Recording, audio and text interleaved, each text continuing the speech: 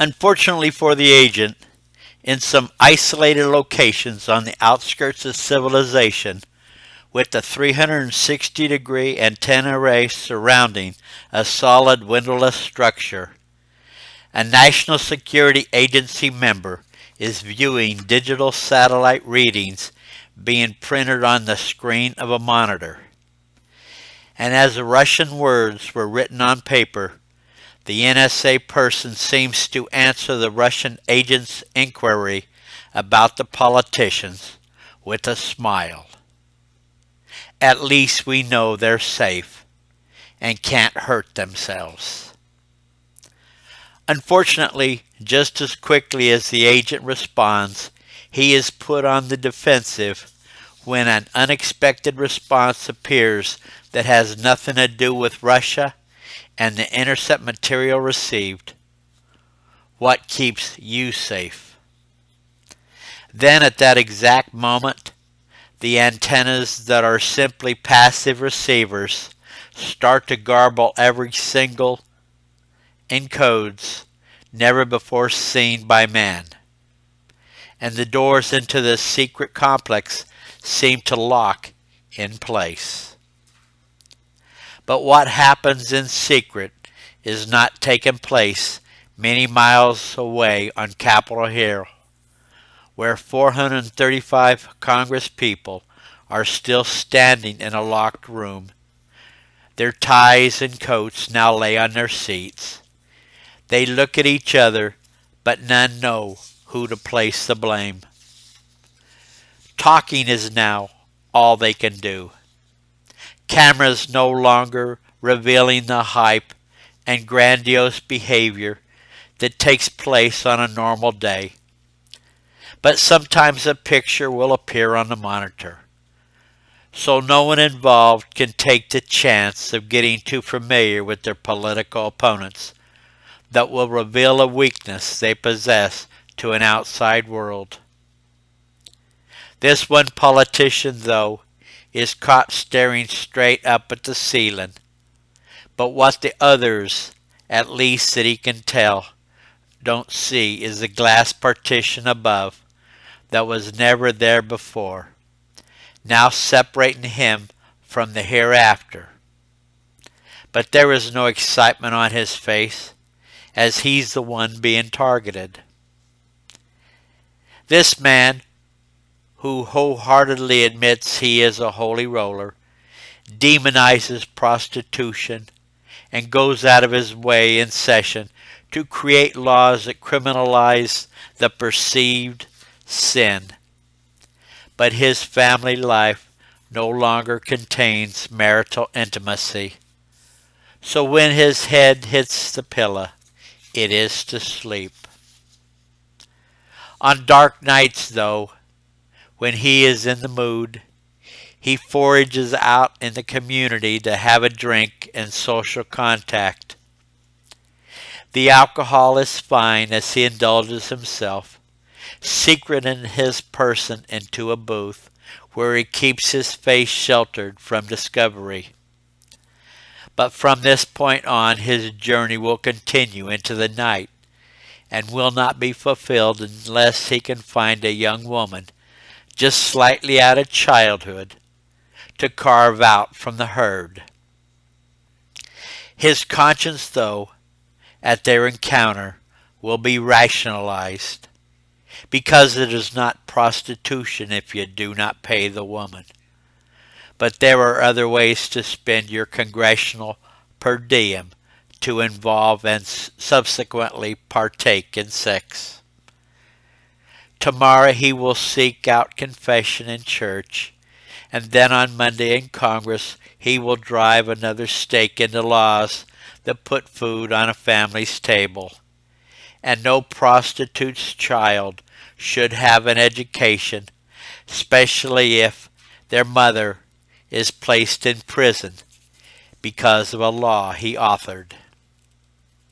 There are jobs out there. They might be minimum wage, but they are jobs. Someone has to serve the burgers and fries. A whore's well-being, though, is none of his concern. His concern has to be returned to matters at hand, and that is to sign international trade agreements with other countries. Trade agreements that will give their people good jobs and feed their families. And his efforts are not ignored because some form of campaign contribution will appear in his stocking around Christmas, and it will all be fair because he helped create the tax loophole that was signed by all, and that included the President of the United States. And if everyone didn't hold hands as they spread the wealth, then they simply would shut the government down. His conscience, which was absent before, has suddenly returned with a vengeance as he finds himself locked in a congressional chamber with the snowstorm heralding outside. And again, as he looks back at the opaque ceiling, he sees the girl he visited. But now he sees her only a couple more years into puberty, where she is pregnant and standing on a street corner to make ends meet. Until now, though, her well-being was never of his concern. His sexual gratification was all that mattered to him. But why suddenly does the snow highlight her image there, and not on the rest of his constituents he abhors, as he lines his pockets with their tax dollars and blind trust investment profits?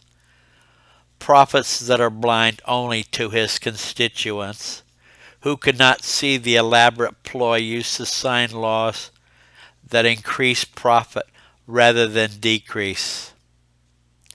And being at the right place at the right time is not even a concern, because a good politician knows when the picking is good. The man holds his Bible in his hand as his public tool against sin. But all he wants to do is sling it as hard as he can to break the glass and shatter the image. But all that will do is bring attention to his impropriety. Other right-wing assholes are watching him fighting with his inner turmoil. They didn't have to read his mind, because the girl was the daughter of a politician that sits across the aisle. And his discovery at the bar wasn't hard to do, because this was not the first foray where he's ventured out. But what a stroke of luck for the congressman, because in one fell swoop they can get rid of a fellow Republican and an embarrassed liberal Democrat.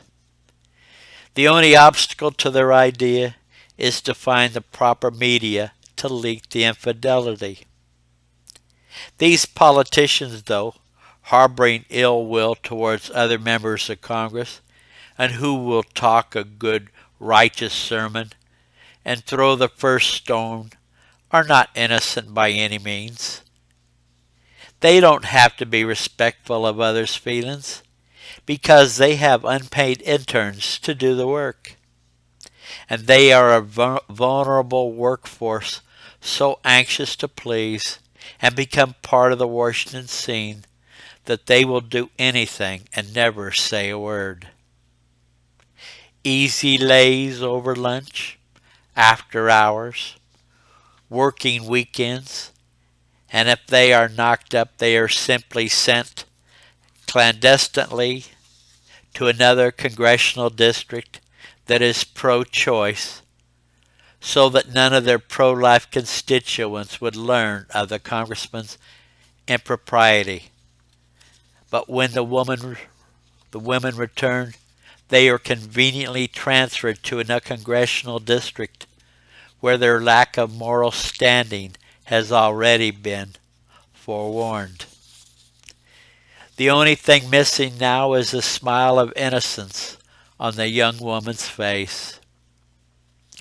Even if a scandal is discovered, it does not mean you have to resign, because your constituents already have low opinions of your profession, and they no longer care what occurs in Washington, D.C. But for any politician, it is worthy to note how far your per diem can go if you do not have to pay whores. So send us your young and innocent. We will help educate them in the ways of the world, and our wives can sleep peacefully at night. Unfortunately for them, these two longtime advocates of marital superiority and bliss, who hide their own dalliances, find themselves the target of an image barrage of children pictured on the congressional monitor screens of infants they fathered, but never laid claim. Some of these fatherless children, pictured as infants, are now in their 30s and 40s. And they would be lucky if a hole should appear in the chamber floor where these men might try to hide. Unfortunately, the voices of the children coming over the monitor for everyone to hear was so similar to the congressman's voice in question that there was no mistaking the true father of the child. And to make matters worse, the only word the children spoke was "Daddy." The two men looked back at the first congressman and suddenly wished they had his troubles and not theirs. Prostitution might be bad, but God should not condemn whatever puts food on a family's table. Because a woman going through a pregnancy and needing the community's help is better than one that has an abortion. So to you non-sinners, come up with the money to help mothers in need, and then you can legalize on morality. Until then, leave your dick in your pants and mothers alone. The senators in the other chamber have room to stretch out because there are only 100 of them, and they have desks on which they can lay their heads. But regardless of chamber, a good portion of the members struggle to stay awake, hoping for a quick and resolute solution. But the disparity of wealth in the rooms has suddenly diminished. The rich having no control over the doors, and without any outside communication, the thoughts and the suggestions of other individual members have to be considered. The members of both chambers have suddenly become equals.